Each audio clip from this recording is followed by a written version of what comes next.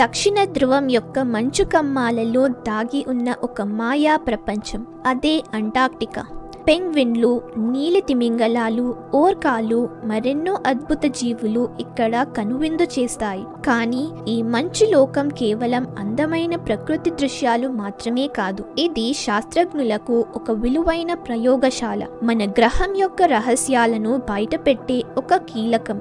ఈ డాక్యుమెంటరీలో మనం అంటార్క్టికా యొక్క మరో ముఖాన్ని, శాస్త్రజ్ఞుల యొక్క అద్భుత పరిశోధనలను, ఈ ఖండం మనకు ఎలా సమాచారాన్ని అందిస్తుందో తెలుసుకుందాం.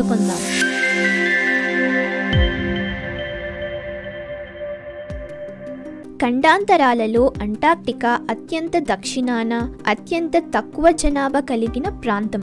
దాదాపు పూర్తిగా అంటార్క్టిక్ సర్కిల్ దక్షిణాన ఉన్న దక్షిణ సముద్రం చుట్టూ ఉంటుంది. అంటార్క్టికా 5వ అతిపెద్ద ఖండం.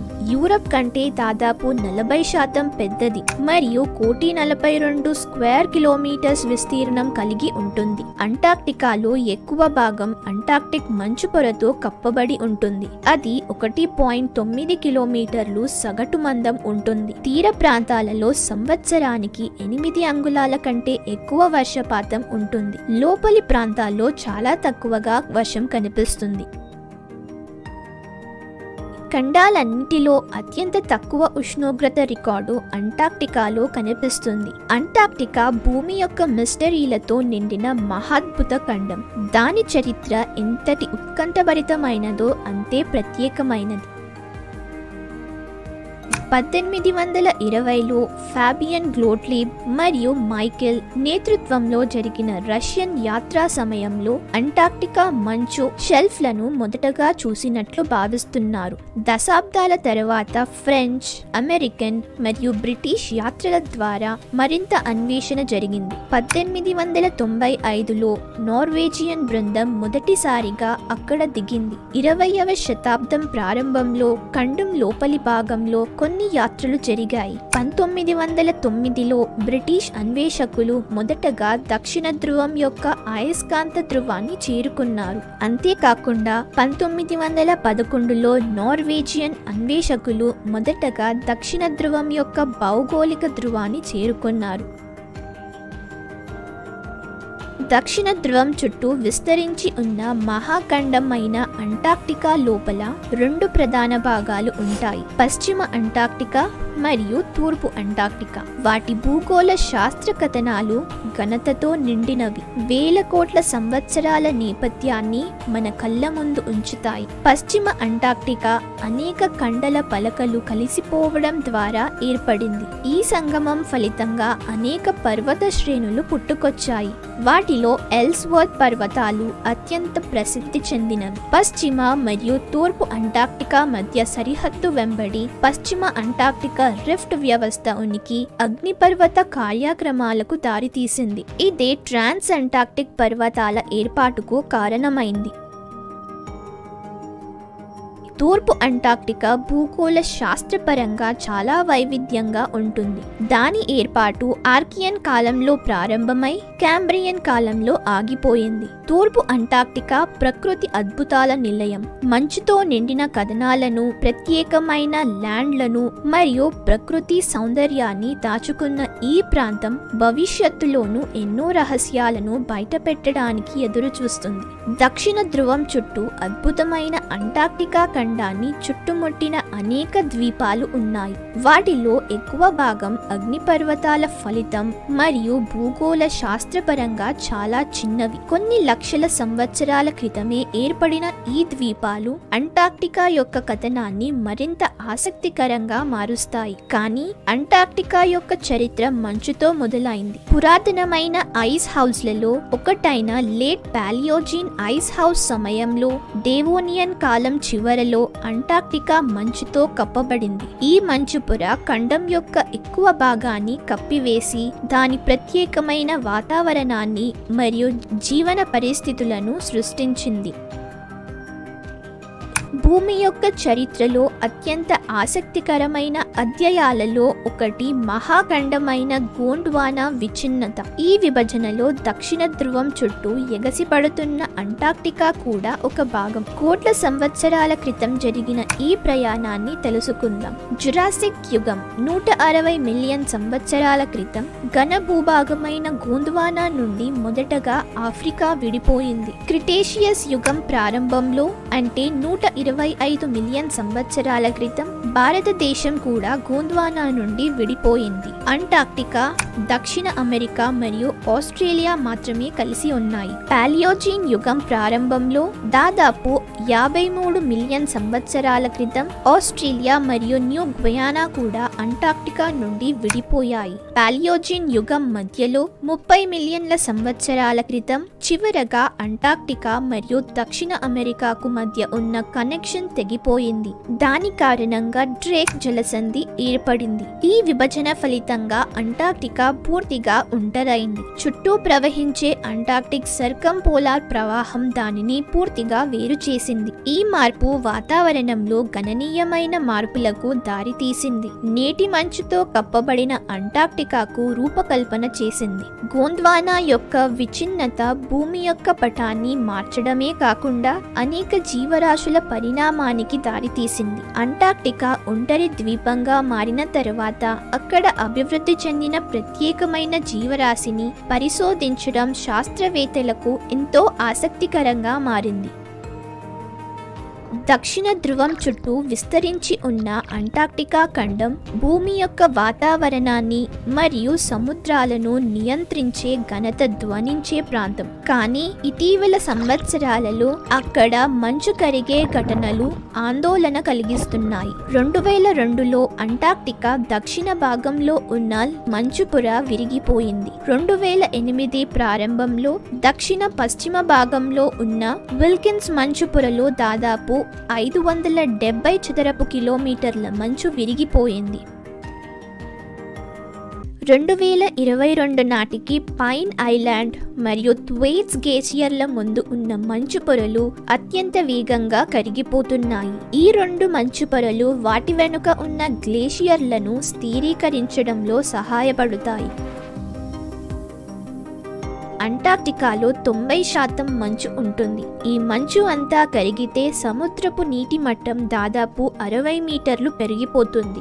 అంతేకాకుండా అంటార్క్టికా ప్రపంచంలోని దాదాపు 70% మంచినీటిని నిల్వ చేస్తుంది. గ్లేషియర్ల వేగవంతమైన ప్రవాహం కారణంగా ఈ ఖండం ద్రవరాశిని కోల్పోతుంది. మంచు కరగడం వల్ల వచ్చే నష్టాన్ని కొంతవరకు కొత్తగా కురిసే మంచు భర్తీ చేస్తుంది. మంచు కరిగే భవిష్యత్తు అంచనాలు వాతావరణ మార్పులను తగ్గించే వేగంపై ఆధారపడి ఉంటాయి.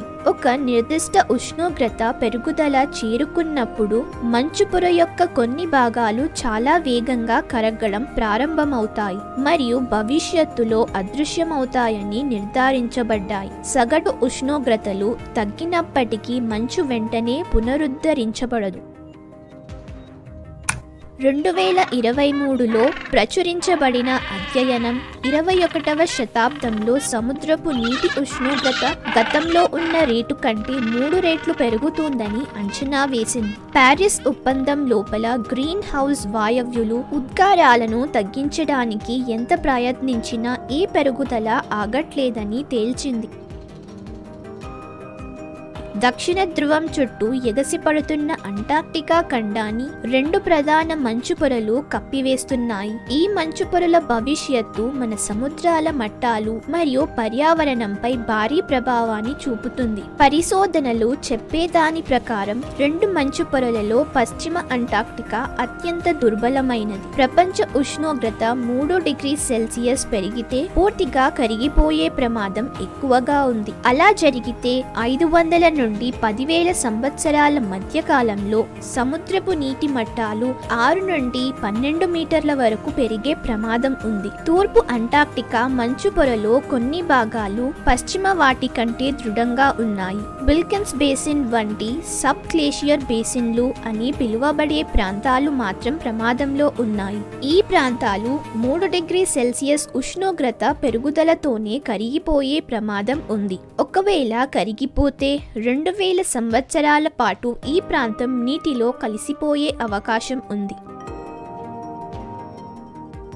దక్షిణ ధ్రువం చుట్టూ విస్తరించి ఉన్న మంచు ప్రపంచంలో దాగి ఉన్న మరో లోకం ఉంది. అది అంటార్క్టికా మహాసముద్రంలోని అద్భుత జీవరాశి రాజ్యం. పెంగ్విన్లు, నీలి తిమింగలాలు, ఓర్కాలు, భారీ స్క్విడ్లు వంటి జీవులు ఇక్కడ కనువిందు చేస్తాయి. 18వ మరియు 19వ శతాబ్దాలలో అమెరికా మరియు బ్రిటన్ల నుండి వచ్చిన వేటగాళ్లు అంటార్క్టికా ఫర్ సీళ్ల కోసం వేటాడటం వల్ల వీటి సంఖ్య గణనీయంగా తగ్గిపోయింది. దక్షిణ ధ్రువం చుట్టూ ఎగసిపడిన అంటార్క్టికా ఖండం యొక్క అద్భుత జీవరాశి పర్యావరణాన్ని కాపాడటం ఎంతో కీలకం. 1964లో అంటార్క్టికా జీవరాశిని రక్షించడానికి మొదటి అంతర్జాతీయ ఒప్పందం కుదిరింది. ఈ పర్యావరణ ఒప్పందం ఓవర్ షిప్పింగ్ ను నియంత్రించడానికి చేపల వేట నిబంధనలను అమలు చేసింది. 1980లో అతి ముఖ్యమైన ఒప్పందం వచ్చింది,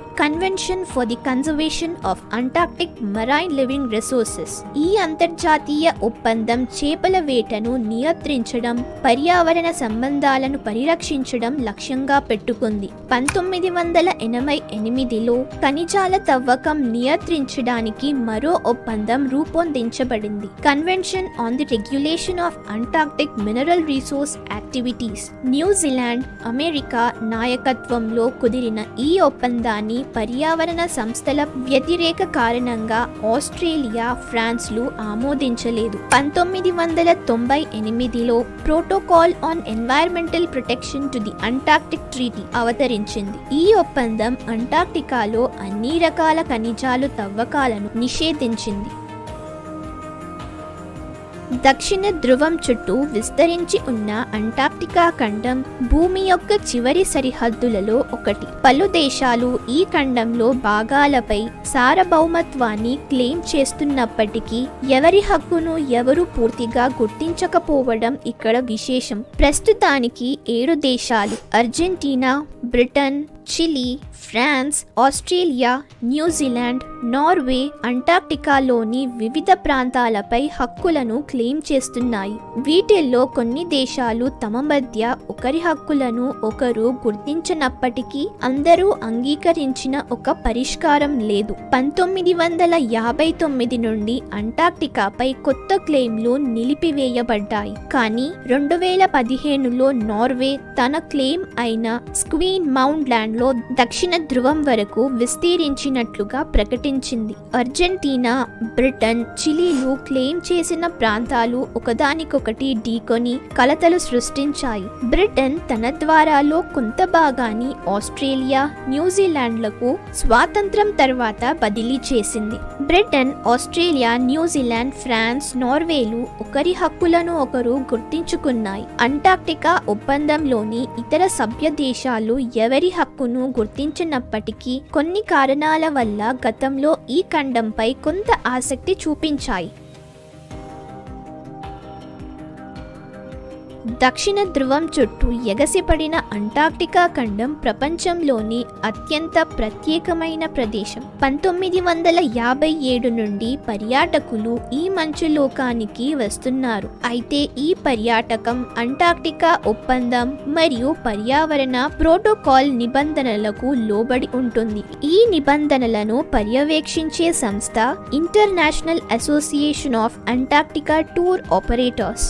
చిన్న లేదా మధ్య తరహా ఓడలలో ప్రయాణించే పర్యాటకులు జంతువుల కూటమిని మరియు అద్భుత దృశ్యాలను వీక్షించడానికి ప్రత్యేక స్థలాలకు చేరుకుంటారు. 2019 నుండి 2020 సీజన్లో 74,000 కంటే ఎక్కువ మంది పర్యాటకులు అంటార్క్టికా ప్రాంతాన్ని సందర్శించారు. వీరిలో 18,500 మంది క్రూజ్ ఓడలలో ప్రయాణించినప్పటికీ బయటకు దిగి చూడలేదు. కోవిడ్-19 మహమ్మారి ప్రారంభమైన తరువాత పర్యాటకుల సంఖ్య గణనీయంగా తగ్గింది.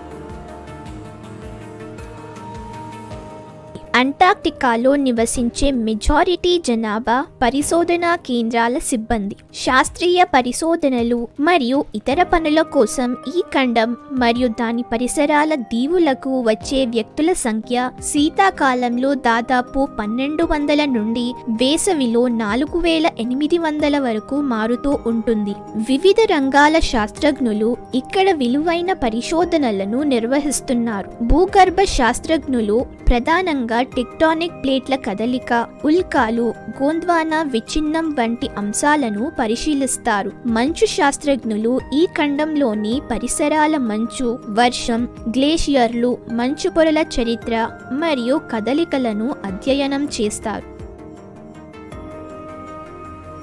అంటార్క్టికా మిటియోరాయిడ్స్ అధ్యయనానికి అద్భుతమైన ప్రదేశం. పొడి పోలార్ ఎడారి వాటిని బాగుగా సంరక్షించడం వల్ల మిలియన్ సంవత్సరాల కంటే పురాతనమైన మిటియోరాయిడ్స్ కూడా ఇక్కడ లభించాయి. ఈ మిటియోరాయిడ్స్ లను కనుగొనడం సులభం, ఎందుకంటే నల్లటి రాతి మిటియోరాయిడ్స్ మంచు నేలపై స్పష్టంగా కనిపిస్తాయి. మంచు ప్రవాహం వల్ల అవి కొన్ని ప్రాంతాలలో పేరుకుపోతాయి. మిటియోరాయిడ్స్ సూర్యమండలం యొక్క నిర్మాణం, దాని ప్రారంభ దశ గురించి సమాచారాన్ని అందిస్తాయి. చాలా మిటియోరాయిడ్స్ గ్రహ శకలాల నుండి వస్తాయి, కానీ అంటార్క్టికాలో కొన్ని మిటియోరాయిడ్స్ చంద్రుడు మరియు మంగళ గ్రహం నుండి వచ్చినట్లు రుజువైంది. మంచు పొరల కింద అగ్నిపర్వతాలు ఊగిసలాడుతున్నాయి. గోండ్వానా విచ్ఛిన్నం యొక్క ఆనవాళ్లు నిద్రిస్తున్నాయి. మిటియోరాయిడ్స్ సూర్యమండలం యొక్క చరిత్రను చెప్పే రహస్యాలతో పడిపోతున్నాయి. అంటార్క్టికా పర్యావరణం మరియు జీవనం గురించి మన అవగాహనను మార్చే అద్భుతమైన పరిశోధనలకు వేదిక. కానీ ఈ మంచు లోకాన్ని రక్షించడం మన బాధ్యత.